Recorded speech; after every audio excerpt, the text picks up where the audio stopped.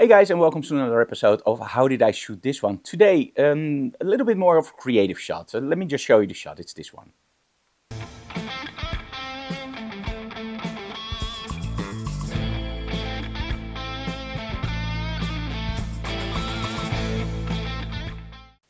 Now, sometimes during workshops, you imagine something and the end result is really cool, but totally different from what you expected. So my idea for this workshop was, okay, this is a workshop where we wanted to go a little bit further. So let's try to create a shadow box. Now, what is a shadow box? A shadow box is essentially something that's really dark and there's light not coming from the sides of that shadow box. In other words, the shadow box totally eliminates everything that's around it. Great for example, home theater. If you don't want any light hitting your screen, you create a shadow box. With photography, I wanted to do a little bit like an opposite of a shadow box. It's still a shadow box, but just let me explain.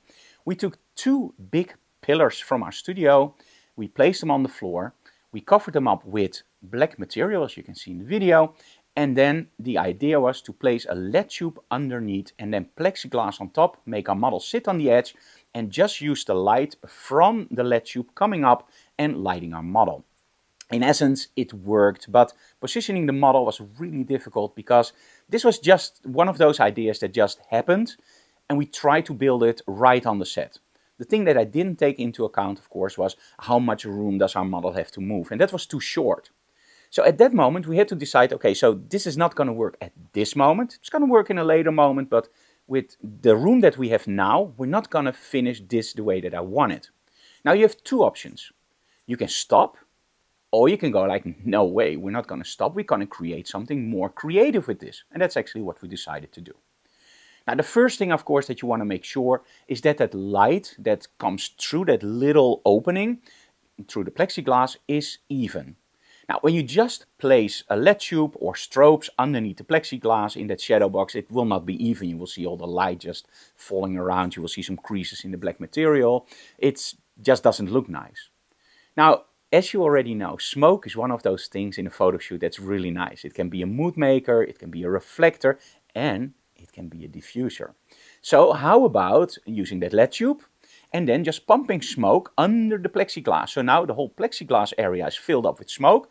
The light is now coming through the smoke and now it's nice and even. Well, that worked like a charm. Again, the problem was we couldn't place our model further to the back, so her feet and her legs got all the light and her face was really dark, or the face was really bright and the body didn't get enough light. So we decided to do something else. Let's make it more creative. Now, making it more creative means that we are going to go away from just making that light appear from the bottom and lighting our whole model to something that the light is coming still from the bottom, but now it's more like an accent light, and it has to be something that's a little bit more creative in our shot. So the first thing we have to do is, now it's not our main light, so we have to create a new main light. Now when I do something like this, I still want to have a moody shot, so we're not going to use a big softbox. So in this case we're using a smaller softbox. Now that can be anything you want. You can use a strip light with a grid. You can use, for example, what we're using in our studio, the Giotto Quickies with a grid, or the S26.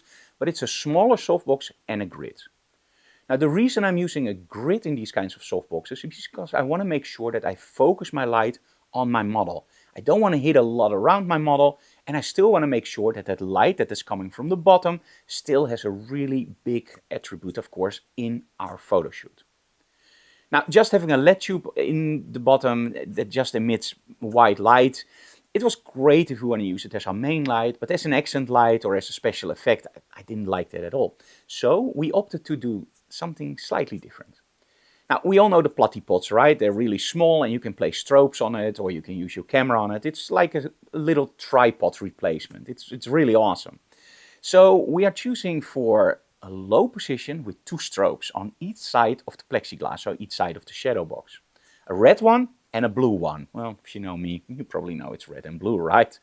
So we're still using smoke, but now we have one red side and one blue side in the smoke. And it also emits up, so that means that the bottom part of our frame is going to be red and blue. And that's nice, of course. With the smoke it's nice and fine, but we missed a little bit of light on the backdrop. Creating light on the backdrop is always nice to create depth. We want to make sure that our model, of course, doesn't float in a black space, or that you go like, hey, what's that on the backdrop? We want to make sure that the backdrop also plays its part. Now, we don't want the backdrop too bright, because then it takes away the attention of our model, but we also don't want it too dark where people go like, what's going on the backdrop? Now, you have several ways of lighting the backdrop. The first one is, of course, using your inverse square law, placing your main light a little bit further away and making sure that it also hits the backdrop, creating a beautiful, natural looking image.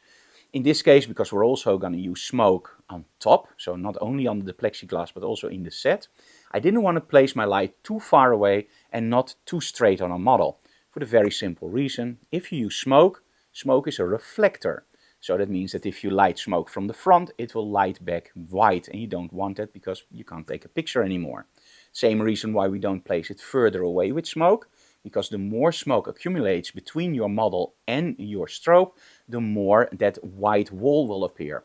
So with smoke we like to place our lights under an angle on the side of our model as close as possible, so that smoke can just nicely flow through the area and you don't have that white wall reflecting back.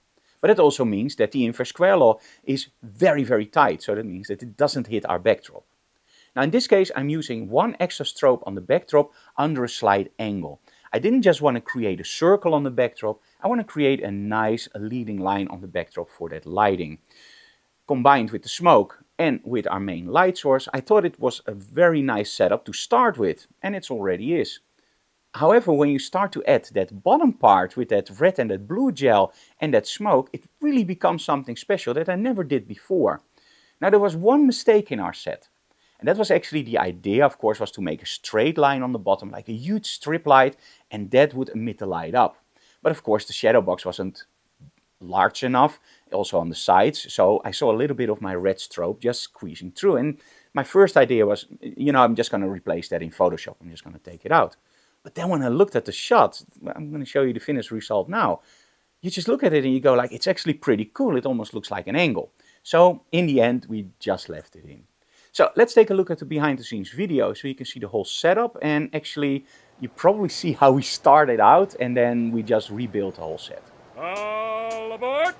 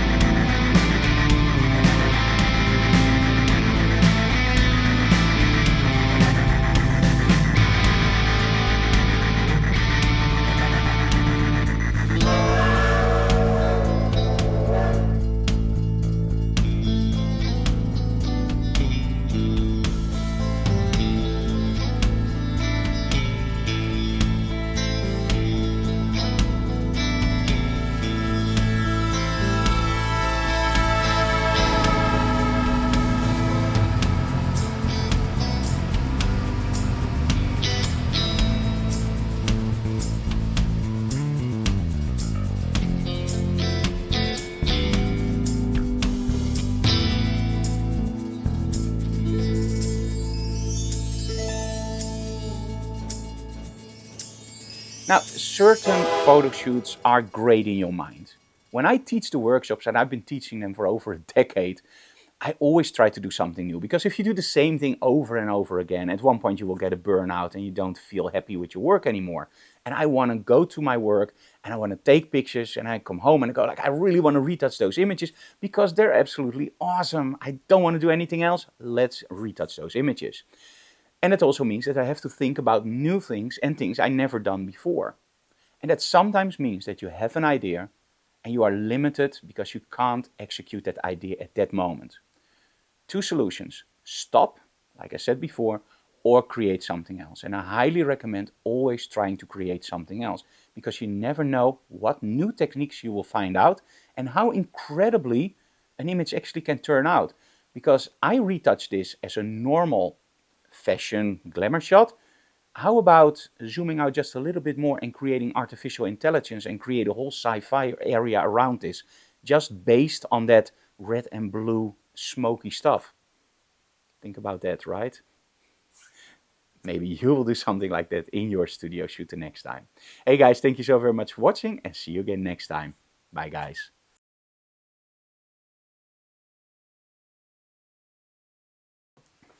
Hey guys, Frank here. Sorry, but I see that a lot of you guys like our videos, but you're not subscribed. So please subscribe to our channel, tell other people about our channel so we can grow, and of course hit the bell notification button so when we upload something new, you get a message so you don't miss anything.